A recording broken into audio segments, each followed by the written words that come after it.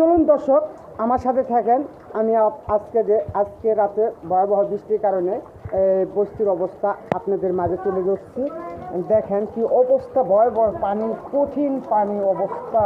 এই প্রত্যেক ঘরে ঘরে পানি ঢুকছে এখানে। আজকে রাতটা থাকাটাই বিরাট কষ্টকর হবে। আপনারা আমার সাথে থাকেন। এই যে বস্তির পানি দেখেন একটা অবস্থান, আমার সাথে থাকেন। আমি প্রত্যেক গলিটাই দেখাচ্ছি আপনাদের মাঝে।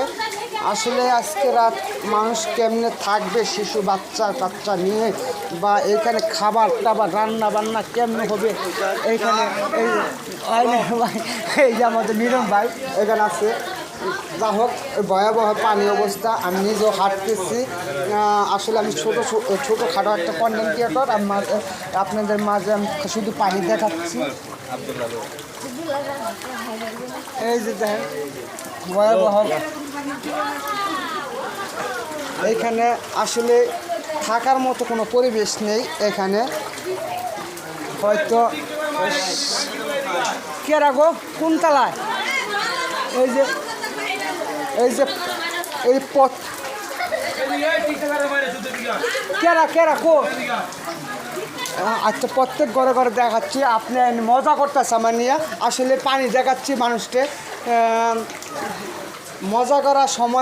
মজা করা এখানে যে আমি পানি দেখাচ্ছি। এই ভিডিওটা তো আসলে বিভিন্ন সাংবাদিকেরা এসে খোঁজখবর নিব বা রেশন দিব আমার এই ভিডিও দ্বারা। আমি মনে করি আসলে বাচ্চা পোলাহান, শিশু বাচ্চা আছে এখানে, রান্না বান্না কষ্টকর। প্রত্যেক গলি পানি এখানে।